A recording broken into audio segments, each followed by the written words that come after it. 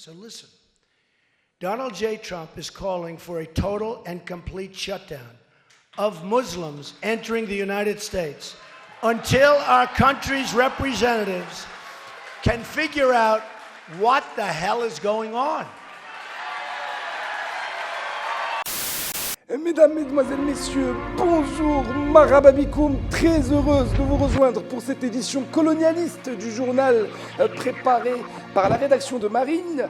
Alors, vous l'avez vu, entendu avec Maréchal Donald Trump, allumez les fourneaux, chauffez les moteurs et mettez-y les gaz, ça va crier, ça va larmoyer, ça va même flamber, vous le savez, les nouvelles ne sont pas bonnes du tout pour votre communauté.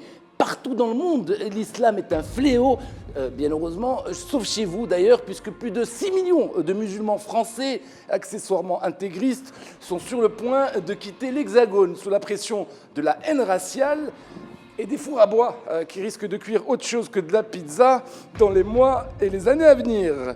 Que Dieu ait votre âme, Maréchal Pétain, que Dieu ait votre âme, vous serez si fiers de Papou et de moi. Ainsi soit-il, c'est parti pour l'info.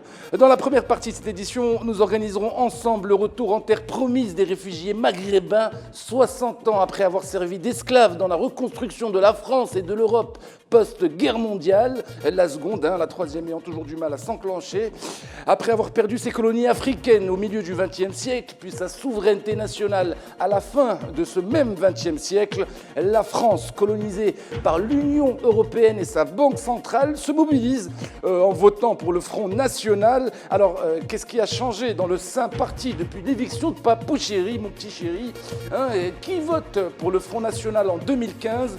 Décryptage en cœur de cette édition. Et puis, dans la seconde partie de ce programme, nous parlerons à votre souverain, le roi Mohamed VI, qu'on espère plus collaboratif, excusez-moi, que son grand-père dans un futur proche, après la reconquête de nos colonies, Inch'Allah, comme on dit, c'est vous. Et puis enfin, nous clôturons ce journal avec l'un de vos imams, superstar national, auteur de la fatwa légalisant l'âge du mariage dès 9 ans, reconverti le temps d'un deal dans l'immobilier. Voilà, nous sommes en colonie française, au royaume chérifien, en ce 10 décembre 2015. Bienvenue ici, c'est Marine de l'Info.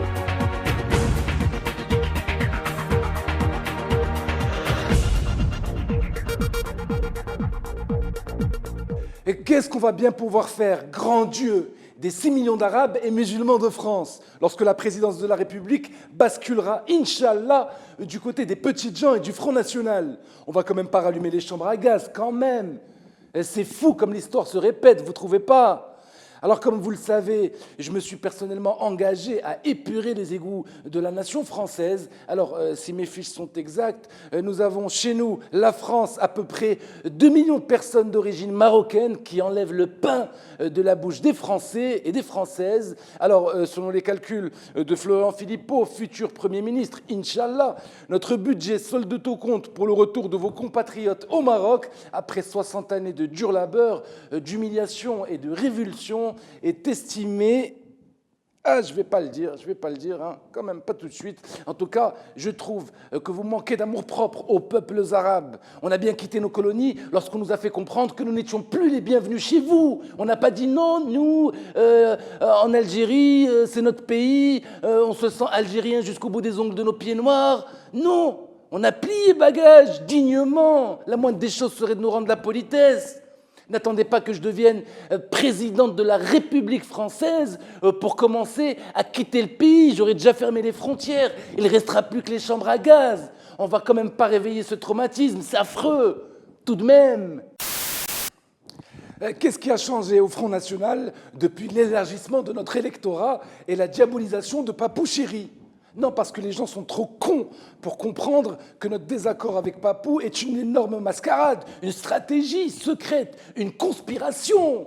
Merci d'ailleurs à l'Europe d'avoir fait de nous un parti fréquentable. Merci à Jacques Chirac, Nicolas Sarkozy et François Hollande d'avoir vendu la France à l'Union européenne. Merci aussi à l'euro d'avoir multiplié par 3 la population locale descendant. Les miennes suffisent. Merci à tous d'avoir fait du Front National, le premier parti de France.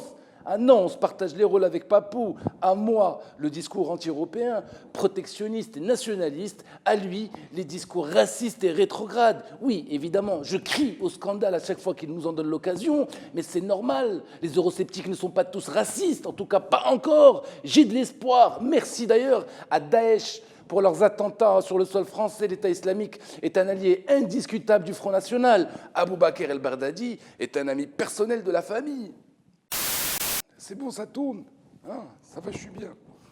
Ce message est adressé au peuple marocain et au roi Mohamed VI. Majesté, cher peuple, au nom de la France, je suis dans le regret de vous annoncer qu'il va falloir prévoir bien plus que 7 passeports afin de renationaliser une partie de votre peuple, locataire parfois ingrat des institutions françaises, de son système éducatif et de santé, ainsi que de son marché du travail. Après 60 années de bons et loyaux services, étant donné que la France est au bord de l'implosion, excusez-moi, j'ai perdu ma ligne. Où es-tu? Où es-tu?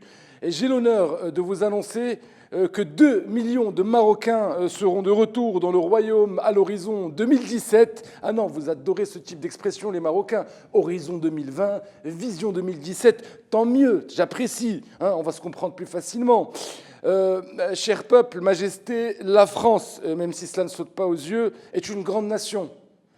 Et je tiens à vous assurer de notre entière collaboration sincère et permanente afin que le retour des futurs réfugiés marocains d'origine française se passe dans les meilleures conditions et si possible dans les meilleurs délais.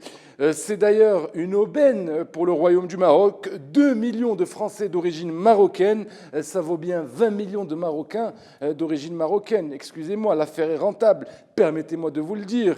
Ayons ensemble une stratégie pour éviter toute tragédie humanitaire, ce serait de trop. Qu'est-ce qui se passe? Un téléphone qui sonne en plein journal, mais est-ce que c'est normal? Ramène-moi une cigarette, mon petit, s'il te plaît. Oui, excusez-moi une seconde. Non, j'adore parler au téléphone avec une cigarette. Excusez-moi. C'est bon, tu peux y aller. Oui, allô? Ah non, excusez-moi, je crois que vous vous trompez, monsieur, de numéro. Non, je ne suis ni monsieur, ni Mouim ou Mouline, je ne sais pas comment vous dites. Ah, vous parlez de l'autre crétin qui fait un journal d'information marocain en langue française? Non, c'est tout de même un comble. Hein. À quand un journal français en langue arabe? Je vous pose la question, monsieur. Non, écoutez, je ne le vois pas. Hein. Il doit certainement être en train de s'astiquer le poireau sur une de mes photos avec Marion Maréchal. Ah non, elle a beaucoup de succès, la petite. Non, ce jeune homme a tout de même l'air d'un détraqué mental, monsieur, sauf mon respect. Oui. Bien, monsieur. Je lui dis de vous rappeler. Oui, et de se laver les mains. Bien, monsieur, à bientôt. Non, adieu, monsieur, adieu.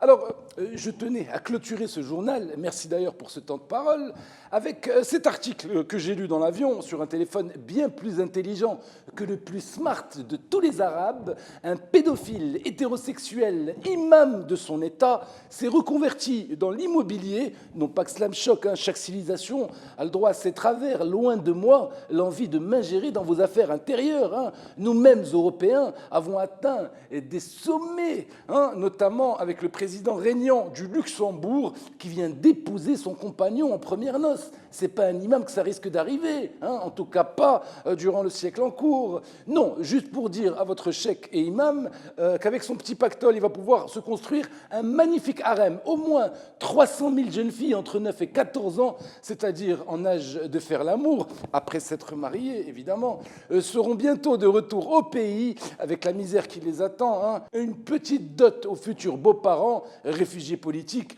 fera de ce cheikh polygame le plus heureux imam de la planète. Oui, à condition d'avoir un bon architecte et une excellente insonorisation. Voilà, merci infiniment à Marine Le Pen d'avoir accepté notre invitation. En même temps, elle n'avait pas le choix. Bravo aux femmes de ce monde d'être des femmes. Quelle expérience insupportable. Regardez, j'en perds même mes ongles. Hein, continuez à partager, à diffuser cette émission sur les réseaux sociaux si elle vous a plu.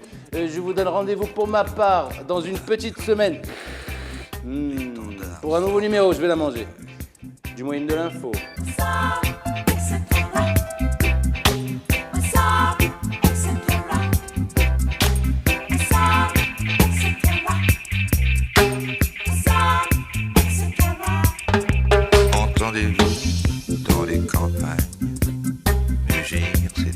closest.